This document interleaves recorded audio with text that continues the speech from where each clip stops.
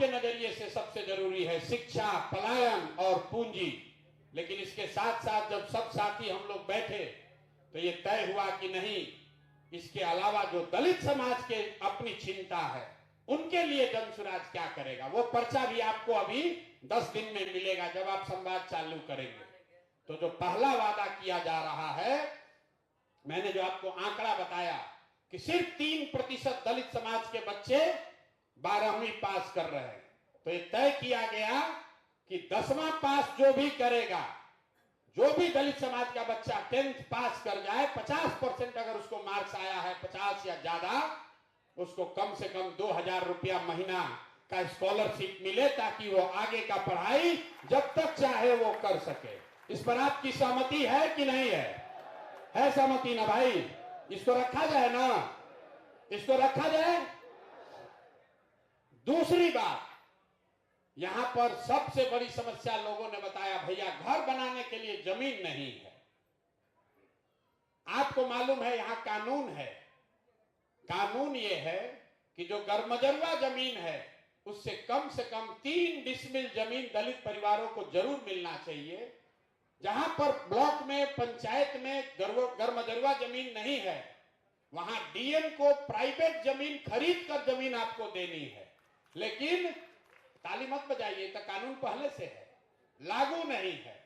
तो जनसुराज में हम लोग ये वादा कर रहे हैं और आप ये मैसेज लेकर जाइएगा कि अगले 3 वर्ष में जब जनसुराज की ये व्यवस्था बनेगी तो 100% जितने 50 लाख दलित परिवार हैं भूमिहीन, जो जमीन के बगैर इंदिरा आवास योजना का लाभ भी नहीं उठा पा रहे हैं, उनको 3 डिसमिल जमीन अभियान चलाकर, चाहे सरकार को खरीद के देना पड़े, हर परिवार को 3 डिसमिल जमीन जरूर दे दिया जाएगा।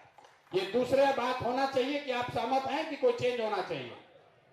तीसरी बात जो कही गई कि जो हम लोग गांव में देखे, ये मेरा अनुभव है, कुछ लोग उससे सहमत हैं, कुछ लोग नहीं सहमत हैं, आपकी राय जानना चाहते हैं।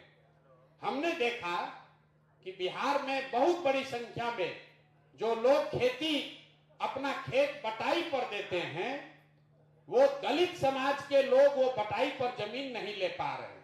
उसकी 2 वजह दिखी।